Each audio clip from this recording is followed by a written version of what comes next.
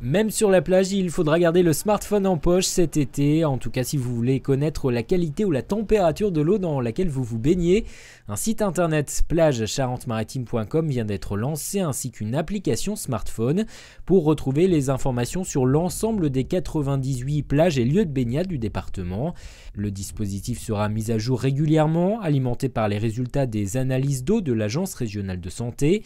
Et chaque matin, les sauveteurs communiqueront l'état de la mer, la température de l'eau ou encore la couleur du drapeau. C'est pas du tout le rôle des sauveteurs initialement et même maintenant on pourrait se poser la question. Toutefois les sauveteurs sont là pour assurer la sécurité.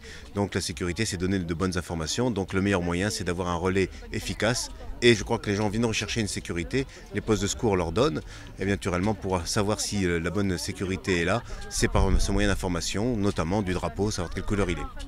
L'an dernier, près de 850 analyses d'eau ont été effectuées, 98% des résultats se sont révélés bons.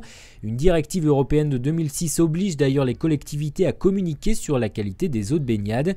Ces nouveaux outils doivent donc permettre aux communes de se conformer à la législation, mais il s'agit aussi pour les offices de tourisme de répondre, de s'adapter aux évolutions des touristes. Aujourd'hui, la mobilité a pris une importance phénoménale dans nos métiers du tourisme.